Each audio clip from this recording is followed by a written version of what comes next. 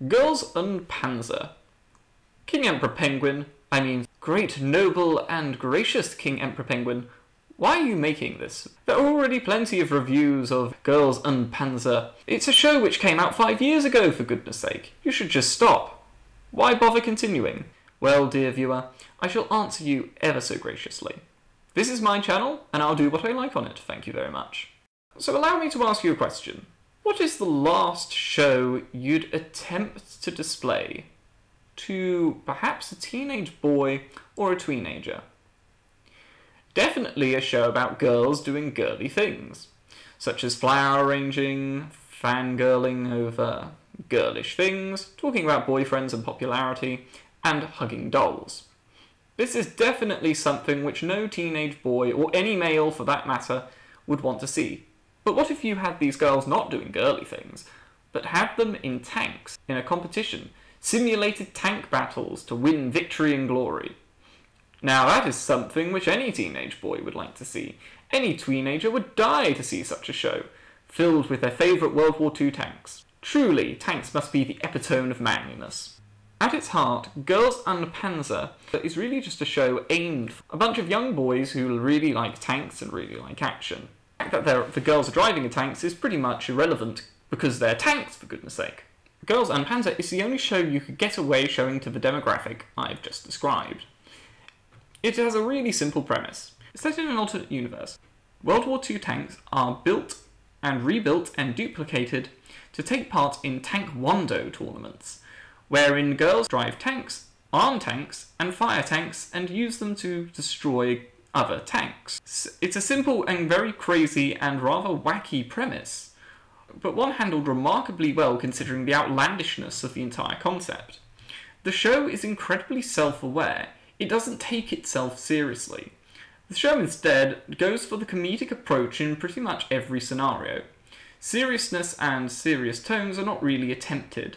The writers of the show are keenly aware that they're just trying to appeal to an audience who really like tanks. And this is even displayed in a few of the lines in the show. One of my favourites being, "Taking taekwondo will give an edge to your femininity," referencing the fact that any man would be quite interested in a woman who shows an interest in tanks, in the same way that most male gamers pretty much throw themselves at any female gamer they see. Well, with a few exceptions. The show handles itself remarkably well, and the focus doesn't really change. If you are expecting great characters from the show, I have bad news for you. The characters are pretty much very simple. They're not in depth. They don't have layers.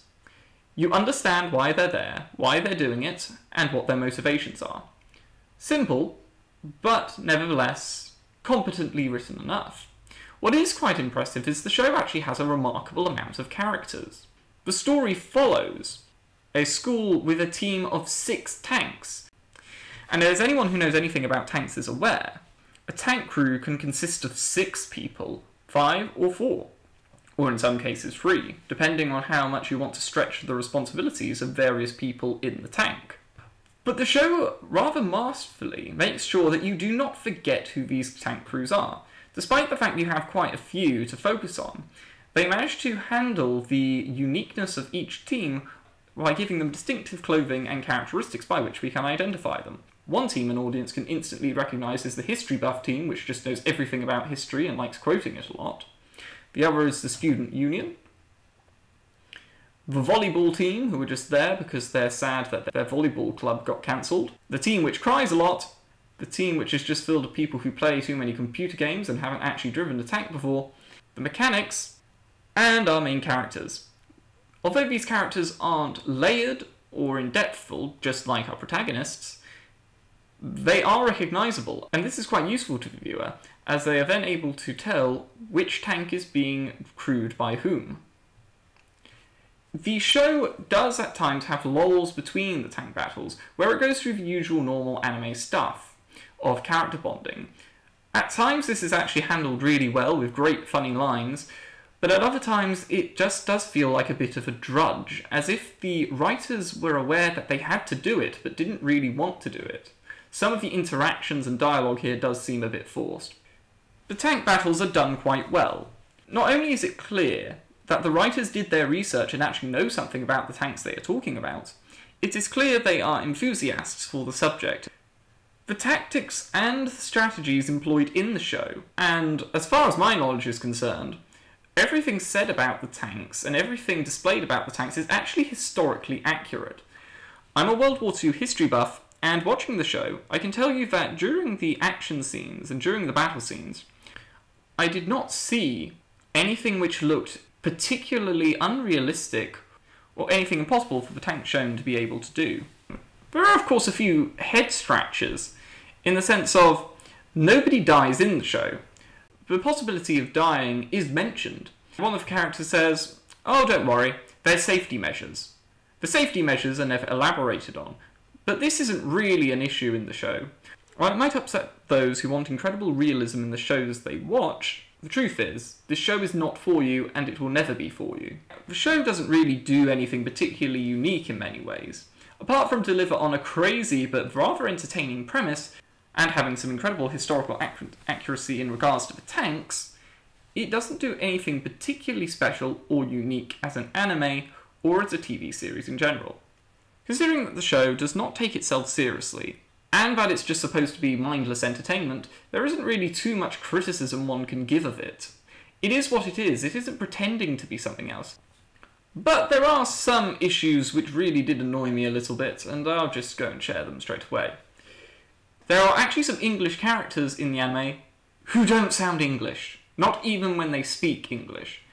It sounds awful. It sounds terrible to hear a Japanese speaker try to speak an English proverb in a Japanese accent and then pretend to be English. It is just... I can't even... It just sounds awful. But perhaps a more significant issue than the fact that English people don't sound English in the anime, the only other major problem is the main character, the main protagonist. Maya no Narasumi, or, well, however you pronounce these Japanese names. I've already stated that the characters are mainly simple. Her character is not the simplest character by any stretch. She's one of the more in-depth characters. Nevertheless, I found half the time her to be constantly annoying in dialogue scenes. She's supposed to be an excellent tank commander, and is actually the captain of the entire team of tanks. Nevertheless, she's really socially awkward. It's one thing to present her character to an audience who has social problems, and in any social environment is trying to figure out best what to say, but it's another thing entirely to show them to be awkward, unassuming, and unconfident. It just beggars belief. How am I supposed to pretend that the person standing in front of me is unconfident and socially awkward, and yet a brilliant level-headed commander? Such things don't actually make sense. So to wrap this up, the show has a fun and entertaining premise, which actually made me want more. I binge-watched the whole 12 episodes in one day because I was finding it so enjoyable. The lines in it are, for the most part, fantastic. The tank battles are actually really well done. And the lightheartedness of the world and everything about it in general actually adds to the appeal rather than takes away from it. I would recommend it to anyone who's a fan of tanks, or World War II tanks in particular.